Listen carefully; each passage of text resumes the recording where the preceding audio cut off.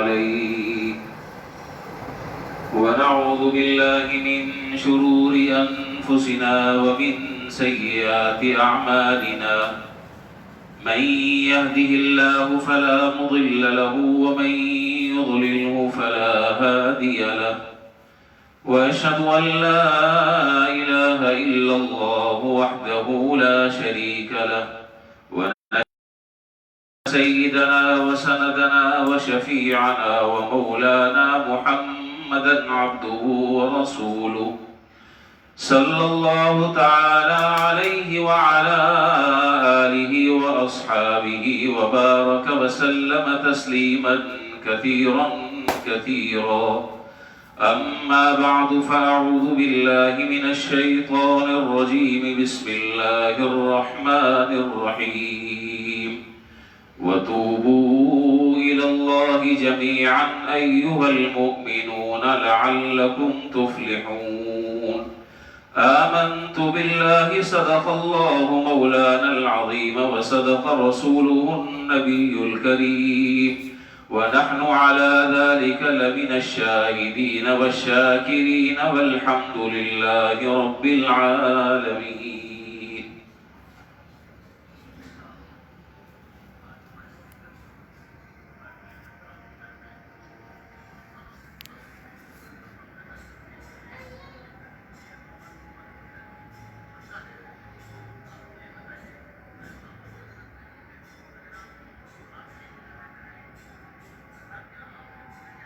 صحیح چھوڑ دو. اب میں نماز کے بعد بات کر لیں گے. نماز کے بعد کر لیں. آپ چھوڑ دو آپ چھوڑ دو. ایک منٹ نماز کے بعد بات کر لیں. آپ ادھر بیٹھیں.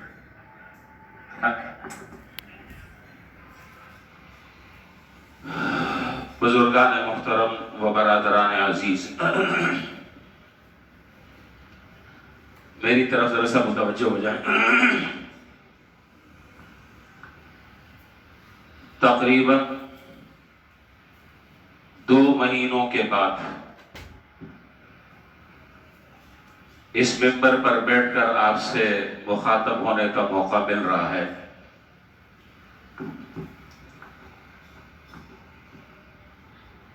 حکومتی پابندیاں، حکومتی قوانین اور ضوابط پر عمل درآمد، اور اب چونکہ علماء کرام نے اس بات کی اجازت دی ہے کہ اب آپ جمعہ بھی پڑھا سکتے ہیں، بیان بھی ہو سکتا ہے، حفاظتی تدابیر کے ساتھ، یہ شرط ہے. تو اس لیے اس موقع کو غنیمت سمجھتے ہوئے ایک طویل تعطل کے بعد اللہ تعالیٰ کا شکر ہے کہ آپ کو دیکھنے کا بھی موقع ملا، آپ سے گفتگو کرنے کا بھی موقع مل رہا ہے. اور خدا کرے کہ آئندہ بھی حالات سازگار رہیں، اللہ کرے کہ حالات موافق رہیں.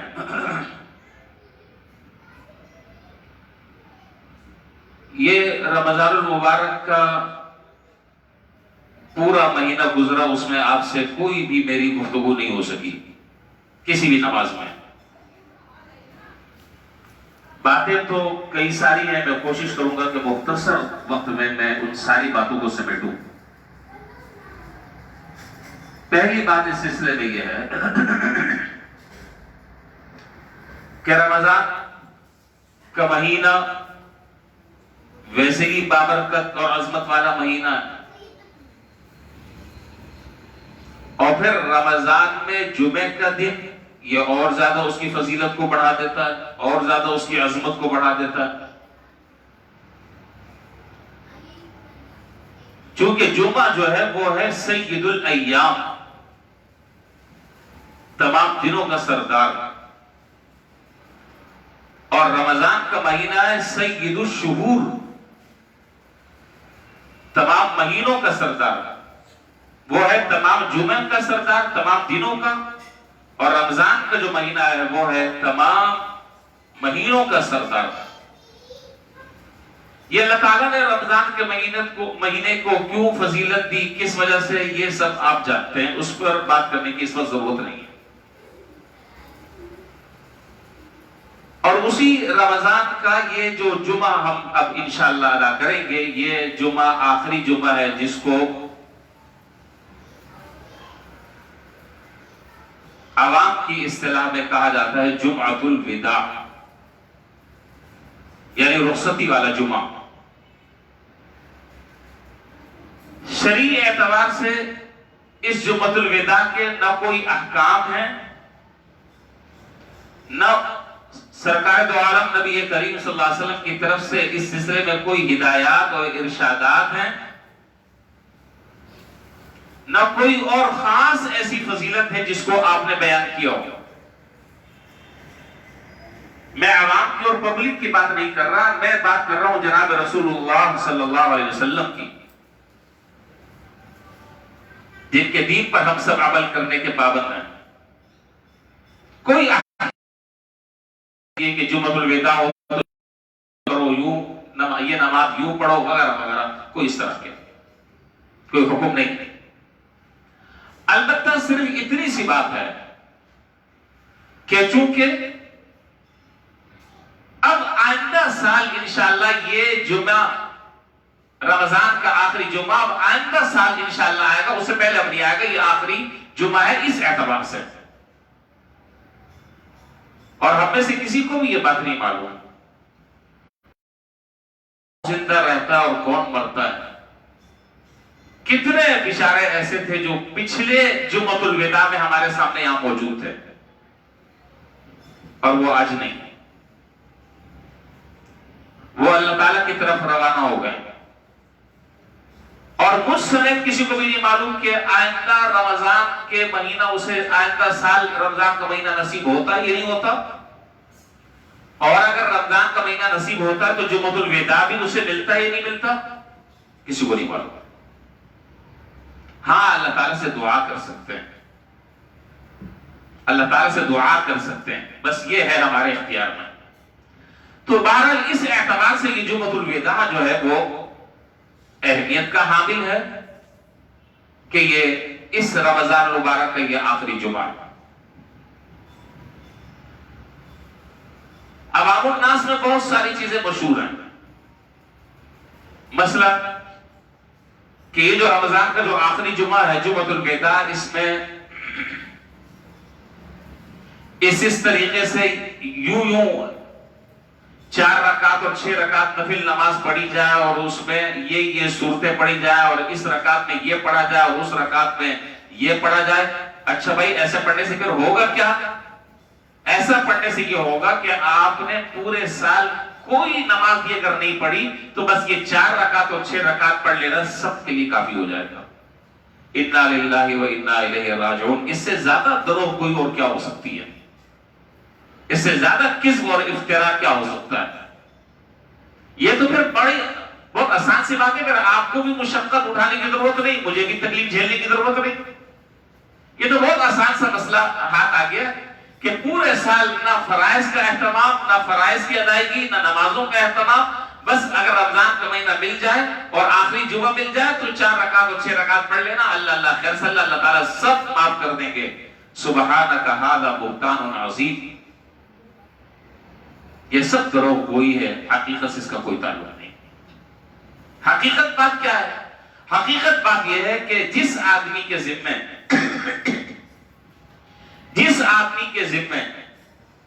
فرض نماز رہ گئی ہو، جان بوجھ کر یا سہون بھولے سے، تک کہ وہ زندگی میں وہ نماز ادا نہیں کرے گا، اس نماز کی قضا نہیں کرے گا، اس وقت تک کہ وہ نماز اس کے ذمہ سے ساقط نہیں ہوگی۔ شریعت کا اور اللہ اور اس کے رسول صلی اللہ علیہ وسلم کا بتایا ہوا جو مسئلہ ہے وہ یہ ہے جو میں نے ابھی عرض کر دیا۔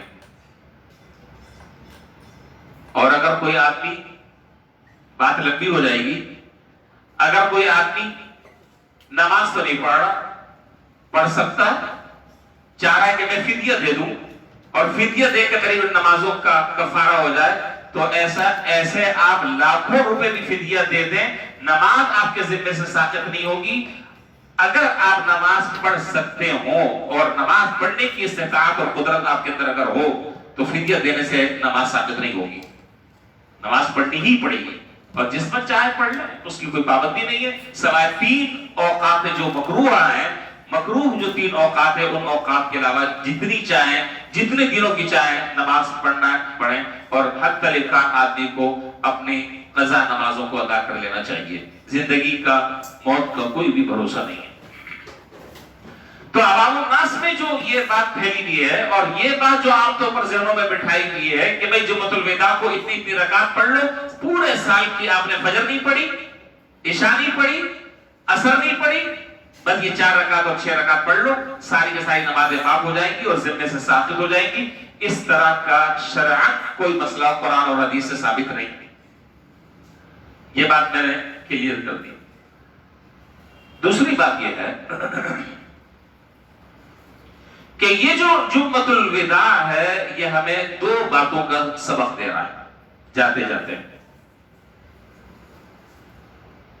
ابھی ہم رمضان کی آمد کے منتظر تھے اور اب بالکل رمضان کے رخصتی کا وقت قریب آ چکا ہے۔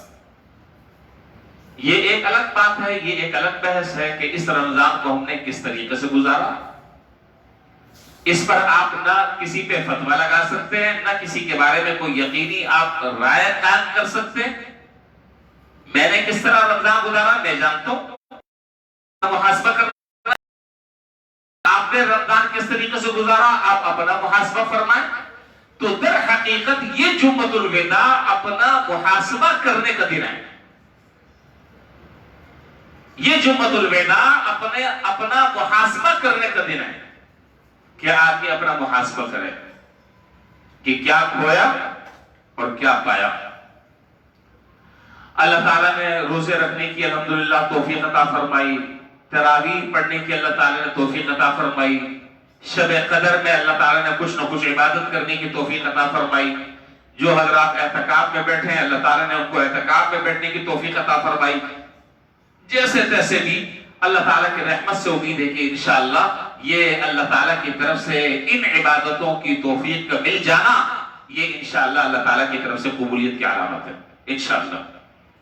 کتنے لوگ آپ کو ایسے نظر آئیں گے دائیں بائیں چلتے پھرتے مدرسہ محلے میں اگر سروے کریں،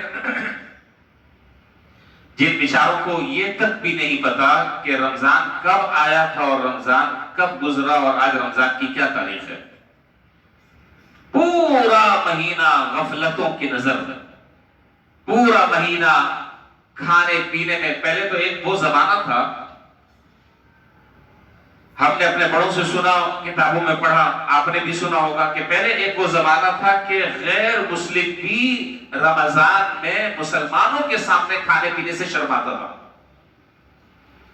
اس کو حیا آتی تھی، لوگ کیا کہیں گے، چھپ کر ایک جگہ کھانا کھاتا تھا غیر مسلم۔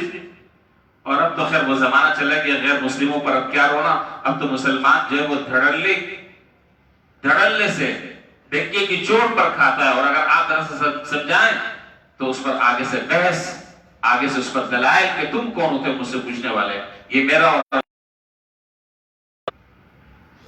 تو جب آدمی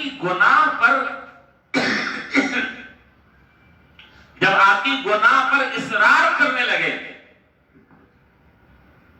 میری بات ذرا اچھی طرح سمجھ لیں، جب آدمی گناہ پر، معصیت پر، اللہ کی نافرمانی پر اصرار کرنے لگے، ڈھٹائی کرنے لگے، تو سمجھ لیں کہ یہ خطرناک حد تک کے پہنچ چکا ہے۔ بس اب اللہ ہی جانے کہ اس کے ساتھ کیا ہوگا۔ مسئلہ گناہ کا نہیں، گناہ تو ہر آدمی سے ہوتا ہے، ہر انسان سے گناہ ہوتا ہے، ہر انسان خطا کا اور گناہوں کا پتلا ہے، لیکن اس گناہوں کے بعد اللہ تعالیٰ کے سامنے توبہ ہے، ندامت ہے، شرمندگی ہے، اللہ کے سامنے گناہوں کا اقرار ہے، اعتراف ہے، تو یہ اس کے گناہوں کو یہ چیزیں معاف کر دیتی ہیں۔ اور لیکن اگر آدمی گناہ کرے اور اوپر سے سینہ زوری کرے، یہ اللہ تعالیٰ کے ہاں پسندیدہ بات نہیں۔ تو میں عرض کر رہا تھا کہ اس پر اللہ تعالیٰ کا ہم سب کو شکر ادا کرنا چاہیے کہ اللہ تعالیٰ نے ان غافل لوگوں میں الحمدللہ ہمیں شامل نہیں فرمایا، ان غافل لوگوں میں اللہ تعالیٰ نے ہمیں شامل نہیں فرمایا. جیسے تیسے بھی روزہ رکھنے کی بھی توفیق دے دی, تراویح پڑھنے کی بھی توفیق دے دی, نیک کام کرنے کی بھی کچھ نہ کچھ توفیق مل گئی. یہ انشاءاللہ امید ہے اللہ تعالیٰ کی رحمت سے اور اللہ تعالیٰ کی ذات سے امید ہے کہ انشاءاللہ اللہ تعالیٰ ہمارا یہ عمل قبول بھی فرمائیں گے اور اللہ آئندہ ہمیں ان اعمال کی توفیق بھی عطا فرمائیں گے انشاءاللہ. اب یہ باقی جو وقت رہ گیا ہے, بہت تھوڑا سا وقت رہ گیا, تھوڑا سا وقت رہ گیا, زیادہ وقت نہیں رہ گیا. یہ وقت تو گزر ہی جائے گا, چاہے آپ اس وقت کو بددلی کے ساتھ گزاریں یا اس وقت کو صحیح طریقے سے کام میں لا کر گزاریں. وقت نہیں رکتا کسی کے لیے, وقت کسی کے لیے نہیں رکتا, وقت گزرتا ہے تیزی کے ساتھ. میرے عزیزان محترم, ضرورت اس بات کی ہے کہ اب یہ جو چند 1-2 دن رہ گئے, غالباً 1-2 دن رہ گئے, اس میں ایک لمحے کے لیے بھی ہم سے اللہ تعالیٰ کی نافرمانی نہ ہو. کوشش کریں اس بات کی, اہتمام کریں اس بات کا. اور یہ جو 1-8 دن رہ گئے ہیں باقی, ان میں اللہ تعالیٰ کی طرف زیادہ سے زیادہ رجوع, زیادہ سے زیادہ اللہ تعالیٰ کی طرف توبہ اور استغفار, زیادہ سے زیادہ اللہ تعالیٰ کے سامنے اپنی عاجزی کا اور انکساری کا اقرار اور اعتراف, اپنے کمزوری کا اقرار. دیکھیں یہ رمضان کی جتنی بھی عبادتیں ہم نے کی ہیں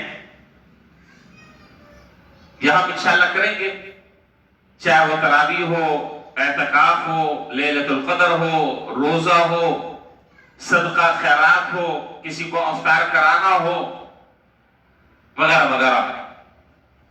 ساری عبادتوں کا اگر آپ خلاصہ اور اس کا نچوڑ اگر سمجھنا چاہیں تو وہ ایک جملہ ہے, وہ ایک بات ہے. پوری عبادتوں کا حاصل صرف ایک ہے, اور وہ کیا؟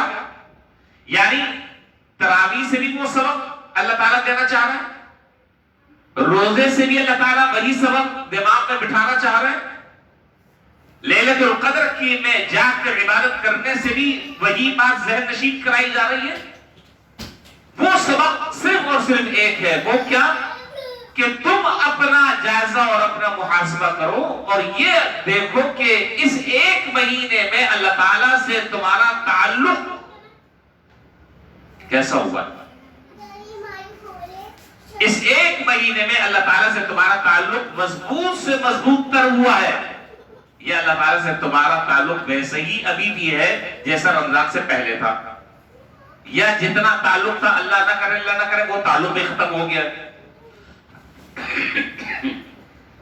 یہ ہے صرف ایک سبق. اسی لیے میں نے پہلے عرض کیا کہ ہم میں سے ہر آدمی اپنا محاسبہ کر لے, اپنا جائزہ لے لے, ہر آدمی اپنی پوزیشن دیکھ لے کہ ان عبادات کے نتیجے میں اللہ تعالیٰ کا ڈر, خوف, تقوی, انابت الی اللہ, رجوع الی اللہ, یہ میرے اندر پہلے سے زیادہ بڑھا ہے یا ویسے ہی کیفیت ہے جیسے رمضان سے پہلے تھی. بس یہ روٹین کے سارے لوگ روزہ رکھ رہے تھے تو میں نے بھی رکھنا شروع کر دیا. ایک چونکہ ماحول ہوتا ہے, سب تراویح پڑھ رہے تھے میں نے بھی تراویح پڑھنی شروع کر دی. مسئلہ صرف یہ نہیں ہے, مسئلہ یہ کہ ان عبادتوں کے ادا کرنے سے آپ کے اندر کوئی اضافی فائدہ ہو رہا ہے, محسوس یہ نہیں ہو رہا. یہ ہے اصل محاسبہ, یہ ہے اصل جائزہ کہ اگر اللہ تعالیٰ کی نافرمانی کرنے میں پہلے آدمی ڈھٹائی کے ساتھ کرتا تھا, اب جب سے رمضان شروع ہوا ہے اب ذرا سا ڈر اور خوف اللہ تعالیٰ کا دل میں پیدا ہو گیا. پہلے فرض نمازوں میں آدمی ڈنڈی مار لیتا تھا, پڑھ لی نہیں پڑھی, لیکن جب سے رمضان شروع ہوا ہے اس وقت سے لے کر اب تک الحمدللہ میری ساری نمازیں جماعت کے ساتھ اور تکبیر اولیٰ کے ساتھ ہو رہی ہیں. پہلے مجھے غصہ بہت زیادہ آتا تھا, اب جب سے رمضان شروع ہوا ہے چونکہ رمضان کی ساری عبادتوں کا خلاصہ یہ کہ اپنے نفس پر ضبط کرو, اپنے آپ کو ذرا قابو میں کرو. کہتے ہیں کہ نہیں رمضان میں غصہ بہت آتا ہے, اب غصہ آتا ہے تو اس غصے کو کنٹرول کرنا، یہی ہے تربیت. یہی اللہ تعالیٰ اس 1 مہینے میں تربیت کروانا چاہ رہے ہیں کہ اگر یہ کیفیت تمہارے اندر پیدا ہو گئی ہے کہ پہلے ذرا سی بات پر بھڑک جاتے تھے، ذرا سی بات پر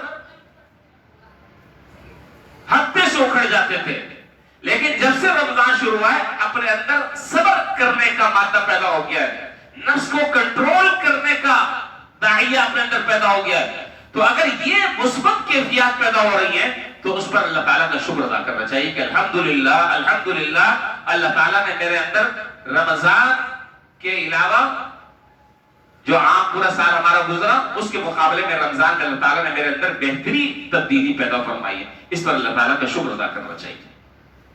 اور اگر خدا نخواستہ اللہ نہ کرے اس طرح کی صورتحال نہیں ہے تو پھر یہ دراصل لمحہ فکریہ ہے. یہ ہر ایک کو سوچنا چاہیے کہ پورا مہینہ اور عجیب اللہ تعالیٰ نے تو وہ پہلے دکانوں میں مارکیٹوں میں، اب تو خیر حالات ہی اس سال عجیب و غریب ہو گئے. آپ نے دیکھا ہوگا پہلے مارکیٹوں میں سیل لگی ہوئی ہوتی ہے، اب وہ سیل ڈسکاؤنٹ سب ختم ہو چکا ہے. اب جو ہے وہ جہاں جتنے میں جو آدمی پھنس جائے بس آ جائے وہ چھری کے نیچے، باقی پھر ذبح کرنا ہمارا کام ہے. تو وہ پہلے سیل لگی ہوئی ہوتی تھی کہ 50% ڈسکاؤنٹ، 60%، 20% ڈسکاؤنٹ. تو یہ رمضان کی شروع رات سے لے کر رمضان کے آخری رات تک اللہ تعالیٰ نے سیل لگائی ہوئی ہے. کاہے کی سیل؟ کاہے کی سیل لگائی ہوئی ہے؟ بتا نہیں رہے. ارے بھائی نیکیوں کی سیل لگائی ہوئی ہے، نیکیوں کی. اچھا کیا سیل لگائی ہوئی ہے؟ عجیب سیل لگائی ہے باقی. اچھا دیکھو یہ 20 رکعت تراویح پڑھ لو، تمہارے سارے صغیرہ گناہ ہم معاف کر دیں گے. روزہ رکھ لو، تمہارے سارے صغیرہ گناہ ہم معاف کر دیں گے. لیلۃ القدر میں عبادت کر لو اور قربان جائے اس اللہ پر کہ جس نے اس لیلۃ القدر میں پوری رات جاگنا بھی شرط قرار نہیں دیا. ارے کم سے کم اتنا تو کر سکتے ہو نا کہ عشاء کی نماز جماعت سے پڑھ لی، فجر کی نماز جماعت سے پڑھ لی، اپنے آپ کو غیبت سے، زبان کے گناہ سے، آنکھ کے گناہ سے بچا لیا اور سو گئے. نہ ایک پارہ قرآن کی تلاوت کی، نہ ایک تسبیح پڑھی، نہ ذکر کیا، نہ اللہ کا نام لیا. تراویح پڑھی، عشاء کی نماز جماعت سے پڑھی، فجر کی نماز جماعت سے پڑھی، سو گئے، سحری میں اٹھ گئے. انشاءاللہ پوری رات لیلۃ القدر میں جا کر عبادت کرنے کا ثواب ہم نے تمہیں دے دیا. آپ مجھے بتائیں کہ کیا کوئی ایسا داتا اور ایسا کوئی سخی اللہ کے علاوہ ہو سکتا ہے؟ کسی کو ذرا سا افطار کرا دیا، اور افطار بھی یہ نہیں ہے کہ یونائٹڈ کہ آپ افطار جو ہے وہ لے کے جائیں، ایسا نہیں ہے. ایک گھونٹ پانی پلا دیا، ایک دودھ کا قطرہ پانی دے دیا، ایک کھجور کا دانہ دے دیا، اس پر اللہ تعالیٰ گناہوں کو معاف کرنا. لیکن میں جس بات کی طرف میں آپ کی توجہ میں مبذول کرانا چاہ رہا ہوں وہ یہ، بس میں آخری بات کہہ کر میں بات ختم کر رہا ہوں.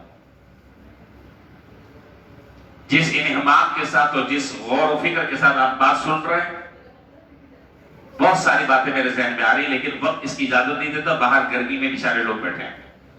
انشاءاللہ اپنے وقت پر میں نماز پڑھی کروں گا. میں صرف یہ بات عرض کرنا چاہ رہا ہوں اور میں دعوت فکر دے رہا ہوں کہ صرف ایک لمحے کے لیے جناب رسول اللہ صلی اللہ علیہ وسلم کی وہ حدیث آپ سامنے ذرا سا رکھ لیں. جس حدیث میں وہ حدیث میرے لیے بھی قابل فکر ہے، قابل توجہ، اور آپ کے لیے بھی قابل توجہ، کہ جس حدیث میں جناب رسول اللہ صلی اللہ علیہ وسلم نے ارشاد فرمایا، جبریل امین نے بددعا فرمائی اور حضور صلی اللہ علیہ وسلم اس پر آمین کہہ رہے ہیں. کیا؟ کہ جس شخص نے اپنے والدین کو پایا اور رمضان کے مہینے میں وہ ان کی خدمت کر کر جنت میں نہ پہنچ سکا اور جنت میں وہ نہ جا سکا، ایسا آدمی تباہ و برباد ہو جائے. اس پر حضور فرما رہے ہیں کہ آمین. اور آپ اندازہ لگائیں کہ حضور صلی اللہ علیہ وسلم کی زبان سے آمین کہنا، کیا اس بد دعا میں کوئی شک اور شبہ کی گنجائش باقی رہتی ہے؟ مسجد نبوی ہے، ممبر رسول ہے، ان سارے حالات کے تناظر میں حضور صلی اللہ علیہ وسلم آمین کہہ رہے ہیں۔ اس لیے میری درخواست ہے کہ بھائی، ویسے تو ہمیں ہر آدمی کے بارے میں نیک توقع اور نیک گمان ہے الحمدللہ، کہ جتنے بھی لوگ بیٹھے ہیں سب اپنے والدین کے فرما بردار ہیں الحمدللہ، لیکن اگر خدا نہ خاصہ اللہ نہ کرے، اللہ نہ کرے، کوئی اگر آدمی اس میں ایسا ہے، تو بھائی یہ آخری آج کی رات ہے، طاق رات، اس کے بعد رمضان کا مہینہ گزر جائے گا، پاؤں پکڑ کر، رو دھو کر، ناک رگڑ کر اپنے ماں باپ کو آدمی راضی کر لے۔ یہ نعمت اللہ تعالیٰ نے دی ہے، اس کی قدر کر لے آدمی، اور اپنے آپ کو جہنم سے آزاد کروا لے۔ کم سے کم اس مہینے میں آدمی اللہ سے اپنی مغفرت تو کروا لے۔ ایک آدمی تو وہ ہے، اور دوسرا آدمی حدیث میں فرمایا کہ جس کی اس رمضان کے مہینے میں بھی اللہ تعالیٰ مغفرت نہیں فرماتے، وہ ہے کہ جس کے دل میں دوسرے کے بارے میں کینہ ہوگا۔ اب اس پر میں کوئی تبصرہ میں نہیں کروں گا، بعض جگہ تبصرے محفوظ ہوتے ہیں، بس اس پہ ہر آدمی اپنا جائزہ لے لے، کیا دوسرے مسلمان کے بارے میں دیکھیں۔ دو چیزیں الگ الگ ہیں، میں اختصار کے ساتھ عرض کر دوں۔ ایک ہے کسی آدمی کا کسی کے مزاج سے موافقت کا پیدا نہ ہونا، بھئی میرا مزاج ہے، آپ سے میرا مزاج نہیں ملتا، کوئی بات نہیں، آپ کی طبیعت ہے، میری طبیعت نہیں لگتی آپ سے، کوئی بات نہیں، ہوتا ہے۔ گھر میں 5 بھائی ہیں، 5 بھائی میں سے 3 بھائی مزاجوں میں موافقت نہیں ہے، کوئی بات نہیں۔ یہاں یہ معاملہ نہیں ہے، یہاں کیا ہے، کینہ اور بغض دل میں بھرا ہوا ہے کہ کسی طرح اس کو نقصان ہو تو میرا دل ٹھنڈا ہو جائے، کسی طرح یہ ذلیل رسوا ہو تو میں خوش ہو جاؤں، کسی طرح اللہ نہ کرے فلاں مصیبت اس کو آ جائے تو میں بغلے بجاؤں۔ ایسے آدمی کے لیے رمضان میں جبکہ اللہ تعالیٰ مغفرت کے دروازے چاند رات سے کھولے ہیں، ایسا بدبخت اور بد نصیب جو ہے وہ اس رمضان میں بھی اللہ کی مغفرت سے محروم رہتا ہے۔ تو اس لیے بھائی میری درخواست سب حضرات سے یہ ہے کہ بھائی ہر مسلمان کے بارے میں اپنے دل کو صاف کر لیں، کسی قسم کا کوئی کینہ ہو، بغض ہو، عداوت ہو، دشمنی ہو، اللہ کے لیے معاف کر کر اپنے آپ کو اللہ کی مغفرت کا مورد بنا لیں، ورنہ یہ نماز، یہ روزہ، یہ تراویح، یہ جاگنا، یہ اللہ کے آگے سجدے کرنا، میں اس کے بارے میں آپ کو کوئی فتویٰ میں نہیں دے سکتا۔ اختلافات ہوتے ہیں، نظریاتی اختلافات بھی ہوتے ہیں، ہر طرح کے اختلافات ہوتے ہیں، لیکن بس آدمی اللہ تعالیٰ کے لیے معاف کر دے، اپنے دل کو صاف کر لے، دوسرے مسلمان کے حق میں ہمدردی اور خیرخواہی کے اس کے جذبات ہوں، اور یہ آخری چند دن باقی رہ گئے، ایک آدھ دن یہ کرا کر اپنے دل کو صاف آئینے کی طرح شفاف کر کے اللہ تعالیٰ سے اپنی مغفرت کروا لے، اللہ تعالیٰ سے اپنی بخشش کروا لے، اور مغفرت سے جو محروم ہونے والے جو افراد ہیں، اللہ کرے کہ ہم ان لوگوں میں سے نہ ہوں، اللہ تعالیٰ ہمیں ان بد نصیب لوگوں میں شامل نہ فرمائے۔ تو اس بات کا ذرا سا اہتمام کر لیا جائے اور دیکھ لیا جائے، اپنے حالات کا جائزہ لے لیا جائے۔ اسی طریقے سے حرام کھانے والے کی بھی اللہ تعالیٰ مغفرت اس مہینے میں نہیں فرماتے۔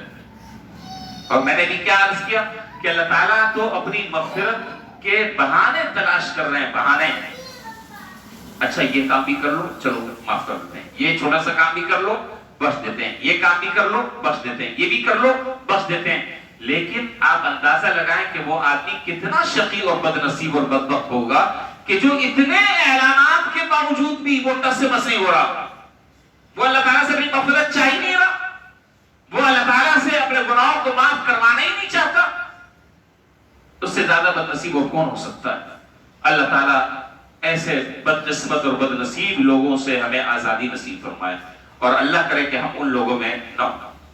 تو یہ رمضان کے بس یہ آخری چند دن 1-2 دن باقی رہ گئے. میری درخواست اس سلسلے میں یہ ہے کہ بس تول کر اپنا وقت جو ہے وہ عبادات میں، نیکیوں میں، اللہ تعالیٰ کے سامنے رونے میں، دھونے میں، اللہ تعالیٰ کو گڑ گڑا کر منانے میں یہ ذرا سا وقت لگا لیں. اور اب جو ہمارے یہاں جو حالات چل رہے ہیں، ملکی حالات جو آپ کے سامنے ہیں، اللہ تعالیٰ اپنی رحمت سے اور حالات کو بدلنے پر قادر بھی ہیں، لیکن بظاہر حالات مجھے تو اچھے نظر نہیں آتے. خدا کرے کہ میرا یہ خیال غلط ہو اور اللہ نہ کرے کہ ایسا ہو جیسے میں سمجھ رہا ہوں. عمومی جب ہم لوگوں کے حالات کو جب ہم دیکھتے ہیں تو نظر یہ آتا ہے، میں بہت معذرت چاہتا ہوں ہاتھ جوڑ کر آپ سے، بہت معذرت کے ساتھ نظر یہ آ رہا ہے کہ جو آدمی جس گناہ کے اندر مبتلا ہے وہ اسے چھوڑنے کے لیے تیار نہیں.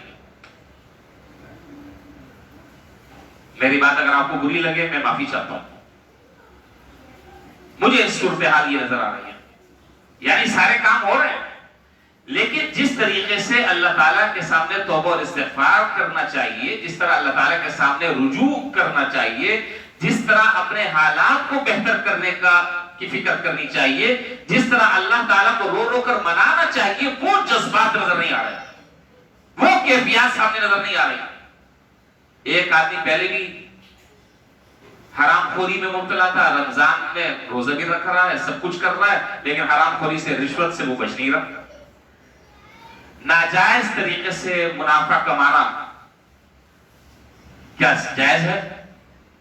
جی آپ دراصل چلے جائیں دراصل مارکیٹوں میں اور دکانوں میں آپ چلے جائیں، ابھی کیا رمضان سے آپ دیکھ لیں، کہتے ہیں کہ بھائی نماز روزہ اپنی جگہ ہے، وہ معاملہ مسجد کا ہے، اور یہ معاملہ کاروبار کا ہے. وہ معاملہ مسجد کا ہے، وہ معاملہ کاروبار کا ہے. ارے مسلمان تو جب مسجد میں ہوتا ہے تو بھی مسلمان ہوتا ہے، دکان پر ہوتا ہے تب بھی مسلمان ہوتا ہے، جب مسجد میں ہوتا ہے تب بھی اس کا دل اللہ تعالیٰ کے خوف اور اطاعت سے جھکا رہتا ہے، اور جب وہ دکان پر ہوتا ہے تب بھی اللہ تعالیٰ کا خوف اور تضرع اور عاجزی گڑ گڑا رہا ہوتا ہے. وہ یہ دو پیمانے ہم نے کہاں سے کر لیے، یہ تقسیم ہم نے کہاں سے کر لی.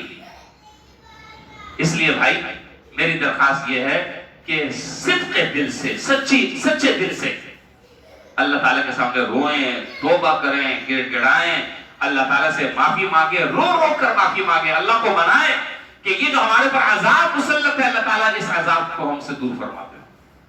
اور صرف یہ عذاب نہیں، اللہ نہ کرے آئندہ جو نہ ختم ہونے والے جو عذاب آ رہے ہیں، جن کا خطرہ لگا ہوا ہے، خدا کرے کہ اللہ تعالیٰ ان عذاب سے پوری امت مسلمہ کی حفاظت فرمائے، پوری امت مسلمہ کی اللہ تعالیٰ حفاظت فرمائے. ہم کسی بھی امتحان کے قابل نہیں ہیں، یاد رکھیے، کسی بھی امتحان اور آزمائش کے قابل نہیں ہیں، بہت کمزور ہے. اللہ تعالیٰ سے رو رو کر معافی مانگے، اللہ کو منائیں، اور جتنا وقت باقی رہ گیا اس وقت میں توبہ اور استغفار کریں. توبہ استغفار کریں، اپنی زندگی کا جائزہ لیں، اپنے حالات کو اپنے ٹٹولیں. اگر خدا نخواستہ کہیں کوئی کمزوری ہے، کہیں کوئی گڑبڑ سڑبڑ ہے، تو اللہ تعالیٰ کے گھر میں بیٹھ کر اللہ تعالیٰ سے اقرار کرے کہ یا اللہ آئندہ انشاءاللہ ایسا نہیں ہوگا، میں سچے دل سے اور پکی نیت سے اللہ میں آپ کے سامنے توبہ کر رہا ہوں، آئندہ انشاءاللہ ان گناہوں سے میں بچنے کا اہتمام کروں گا. جب انشاءاللہ ہم اجتماعی طور پر جب توبہ کریں گے تو اللہ تعالیٰ کی رحمت سے امید ہے کہ انشاءاللہ اللہ تعالیٰ اپنا عذاب بھی ٹالیں گے، اور اللہ تعالیٰ ہم سب کو اپنی رحمت میں شامل فرمائیں گے، اور اللہ تعالیٰ ہم سب کی مغفرت فرمائیں گے. بس یہ میری چند چھوٹی چھوٹی گزارشات تھی جو میں نے عرض کر دی. اللہ تعالیٰ سب سے پہلے مجھے اس پر عمل کرنے کی توفیق عطا فرمائے، اور آپ کو بھی اس پر عمل کرنے کی توفیق عطا فرمائے. آخر میں نماز عید کا اعلان ہے. نماز عید عیدگاہ میدان میں، پیٹرول پمپ پر جو عیدگاہ میدان ہے وہاں انشاءاللہ 8 بجے ہوگی، اور ہمارے ہاں مسجد میں انشاءاللہ 7 بجے ہوگی. عیدگاہ میدان میں عید الفطر کی نماز 8 بجے ہوگی، اور ہمارے یہاں عید الفطر کی نماز انشاءاللہ 7 بجے ہوگی.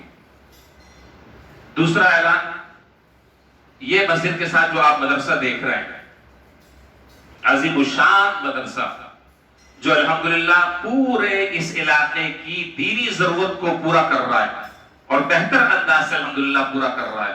بہت جان توڑ محنت کر کر اپنی خدمات انجام دے رہا ہے، جس میں 850 کے قریب طلبہ زیر تعلیم ہیں، آپ سے درخواست ہے کہ اپنے اس محلے کے جو ادارہ ہے جہاں تمام مدارس مالی اعتبار سے شدید مشکلات کا شکار ہیں، آپ کی توجہ اس مدرسے کی طرف بھی میں مبذول کرانا چاہتا ہوں. دل کھول کر آپ اس مدرسے کے ساتھ تعاون کریں، ان کا دست بازو بنیں اور دین کے فروغ میں اور دین کی نشر و اشاعت میں آپ کا بھی حصہ ہو.